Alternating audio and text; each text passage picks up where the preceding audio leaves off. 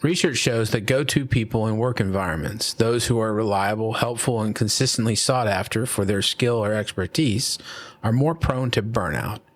This happens because they often take on disproportionate amount of responsibilities, experience pressure to always deliver, and can struggle to set boundaries. So as a manager or a leader in your organization, are you pushing your go-to employees towards burnout?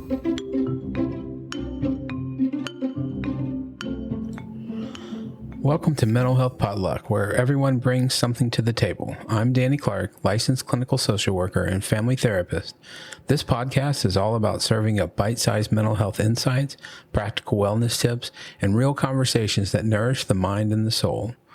Today, we're tackling workplace burnout, how to identify it, what causes it, and most importantly, how organizations and leaders can prevent it.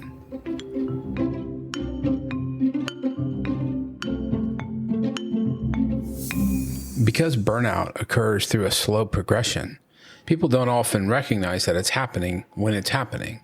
But there are a few different ways that you can consider if you are experiencing burnout or if somebody in your workplace is experiencing burnout. So when we look at what burnout is, it's actually a chronic stress response. It's not a one-time deal. It's something that builds up over time. And when we look at it based on three different components. The first one is exhaustion. Are people feeling physically and emotionally drained while they're at work?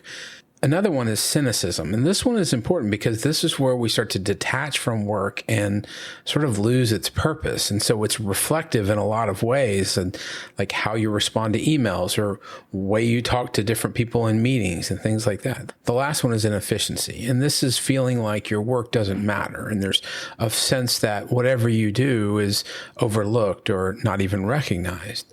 What's important to know is that it's not an individual failure. Burnout is a response to an unhealthy work environment. And so sometimes it's not so much about how do you fix or change your habits as much as it is sometimes you have to change your environment or the environment has to change itself. So people often struggle to recognize burnout because it develops gradually and can be mistaken for everyday stress or fatigue. But there are reasons why burnout occurs, and they can be difficult to identify. Normalizing of overwork is one of the biggest, most prevalent reasons why people have burnout. This is when there's a work culture that glorifies being busy, making exhaustion seem like a badge of honor rather than a warning sign. The other one is slow progression. So it's something that you notice you're changing over time. So while you look at the present moment that you're feeling anxious or you might feel stressed or you don't feel motivated, what's best is to look at where you were or when did that start to occur? And did it occur because of some kind of event or a change in the work environment? Another reason why burnout is hard to recognize is because there's a blurred line between what is stress and what is burnout. You see, stress is often seen as temporary, while burnout is chronic. People may believe that they just need to take a short break or go on a vacation, but they don't realize their exhaustion is persistent. You see, stress can happen because you have a project that's going on or there's some new changes that are occurring. But burnout is where you have something that is persistently occurring that makes you more and more unhappy and unfulfilled in the job that you're doing. And lastly, the thing that's the most critical is that there's a lot of different ways in which we may not even recognize it happening because we're in this mode of adaptation to our work environment. If stress and exhaustion are your everyday norm, it's easy to stop questioning them. When everyone around you is also exhausted, you might assume it's just part of the job. Many people notice the headaches, the constant fatigue, the stomach issues, but they don't connect it to the emotional exhaustion. Instead of addressing the root cause, they treat the symptoms with caffeine, painkillers, or just pushing through. What results in all of this is that there's a denial of burnout occurring, and admitting to burnout can feel like failure or weakness, especially in high performance environments. The grind is glorified, and saying you're struggling can feel like a wave of a white flag. We know that some industries and jobs are more susceptible to burnout, but caring professions like teachers, nurses, and social workers experience it at some of the highest rates. It's not just about long hours or workload. It's the emotional labor, the constant giving, supporting, and problem solving that wears them down. For example, teachers are managing classrooms, meeting academic standards, supporting students emotionally, and often dealing with underfunded systems. Nurses face high patient loads, unpredictable shifts, and the emotional toll of caring for people in crisis.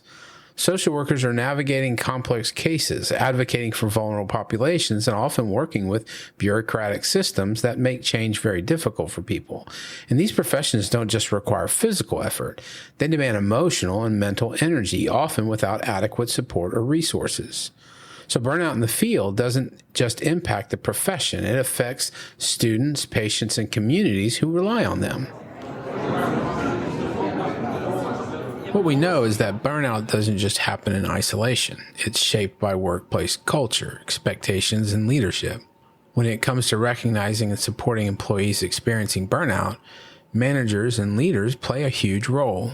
A good leader doesn't just push for results. They pay attention to how their team is getting there. Research has shown that go-to people in work environments, those who are reliable, helpful, and consistently sought after for their skills and expertise, are more prone to burnout.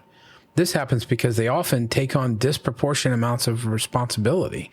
They experience pressure to always deliver and can struggle to set boundaries.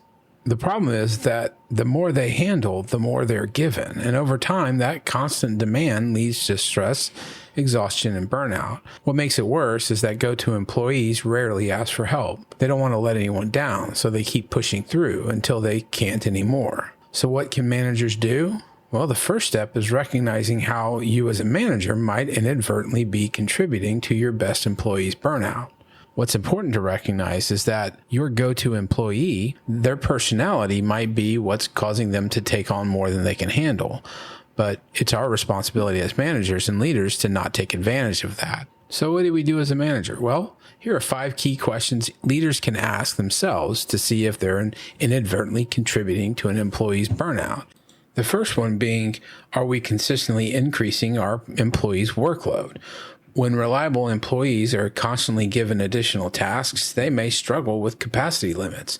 We want to watch for employees who always say yes, but seem overwhelmed or miss deadlines due to too much work. Another question leaders can ask themselves is, are they expecting their go-to employees to always be available? Even outside regular work hours, some go-to employees are contacted frequently for help. This can blur boundaries and prevent rest. Employees who respond to work emails or messages late at night or during weekends or even while they're on vacation could be showing signs of stress. Leaders should also consider if they have an over-reliance on their go-to employees' emotional labor. These are the employees who often are the ones who handle workplace tensions and emotional support, which can lead to mental fatigue. Employees being the problem solver in interpersonal conflicts and emotional situations can leave them feeling emotionally drained. Another question leaders can ask is, are they providing the appropriate recognition or compensation for the additional work they may be putting on those go-to employees? When their additional efforts are overlooked, go-to employees may feel undervalued and unappreciated. High performers often hear "great job," but don't see that reflected in their pay, title, or workload adjustments. Appreciation is good, but real recognition is often better. And the last question that's important for leaders to consider is, how are they providing any kind of support or offering them help when they recognize that burnout is occurring? Just because someone seems like they can handle it all doesn't mean that they really need to. If they don't feel safe asking for help, they'll just keep pushing through until they can't anymore. So burnout isn't a personal failure, it's a structural issue. When managers recognize these patterns early, distribute workloads more evenly, and create a culture where employees feel safe setting boundaries, they don't just prevent burnout, they build stronger, more sustainable teams. Leadership that prioritizes well-being isn't just good for employees, it's good for business. Because in the long run, burned out employees don't just leave jobs. They disengage, they underperform, and they take the heart of the workplace with them.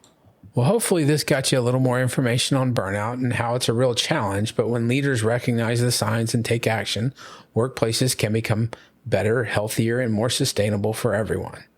If this episode resonated with you, I'd love to hear your thoughts. You can send me an email at danny@texasinsightcenter.com or leave a message in the comments. And don't forget to join me next time on Mental Health Potluck, where we bring different perspectives to the table and talk about what really matters in mental health and well-being.